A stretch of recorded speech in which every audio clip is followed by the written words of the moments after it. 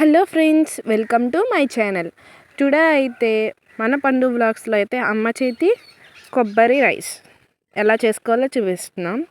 ముందుగా అయితే ఒక కుక్కర్ పెట్టుకొని కుక్కర్లో మనకి కావాల్సిన పలవా దినుసులు పదార్థాలు అయితే వేసుకొని, అవి మనకి షాప్లో కూడా దొరుకుతాయి. ఆ ఐటమ్స్ అన్నీ మొత్తం వేసుకొని ఆయిల్ పోసుకొని బాగా డీప్ ఫ్రై చేసుకోవాలి. మనం కుక్ చేసేటప్పుడు ఎప్పుడైనా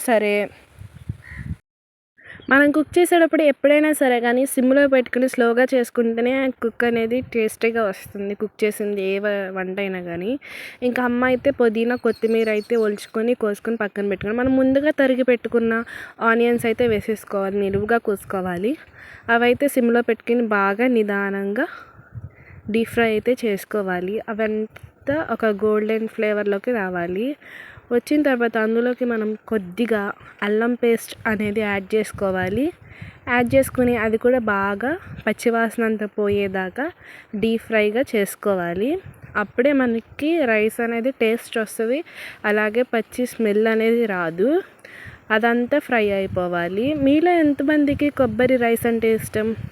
మాకైతే ఫేవరెట్. టుడే అడిగామని అమ్మ అయితే చేసి పెట్టింది. అదంతా ఫ్రై అయిపోయినాక మనం ముందుగా ఒలుచుకున్న పుదీనా కొద్దిగా కొత్తిమీర అయితే వేసుకొని దాన్ని కూడా కొంచెం వేగనివ్వాలి, బాగా వేగిపోవాలి. అది కూడా వేగిన తర్వాత మనం ముందుగానే బియ్యం అనేది కడిగి పెట్టుకుని నానబెట్టుకోవాలి. అలాగే ఒక బౌల్లోకి కొబ్బరి పాలు అనేది తీసుకొని పెట్టుకోవాలి. అప్పుడు మనకి ఈజీగా ఉండదు అప్పటికప్పుడు వండుకోవాలన్నా. చిటికెడు కల్లుప్పు, అలాగే చిటికెడు పసుపు, అలాగే చిటికెడు కారం వేసుకొని బాగా తిప్పుకోవాలి. మనం బాగా కలుపుకోవాలి. అప్పుడే కొద్దిగా స్మెల్ అనేది రాదు, రైస్ అనేది పచ్చివాసన స్మెల్. తర్వాత మనం ముందుగా నానబెట్టుకున్న బియ్యం అయితే వేసుకొని బాగా కలుపుకోవాలి.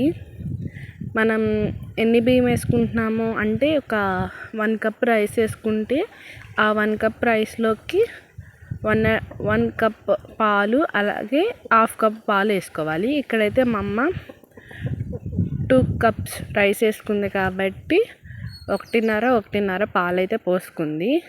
మళ్ళీ అలాగే కొద్దిగా పైన కొంచెం పుదీనా కొత్తిమీర అనేది వేసుకోవాలి.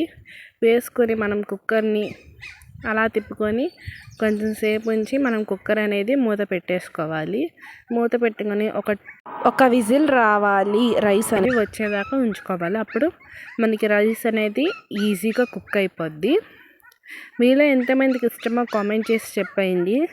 అలా విజిల్ రాగానే మన కొబ్బరి రైస్ అయితే చిటికలో రెడీ అయిపోతుంది. మీలో ఎంతమందికి కొబ్బరి రైస్ అంటే ఫేవరెట్? మాకైతే చాలా ఇష్టం. ఇంకా అమ్మ వండేసింది కదా, ఇంకా ఇష్టం కాబట్టి ఇంకా వెంటనే ప్లేట్లోకి సర్వ్ చేసుకొని తినేసాం. టేస్ట్ అయితే బాగుంది. మీరు కూడా ట్రై చేయండి మీ ఇంట్లో. Bye bye friends, do follow more videos.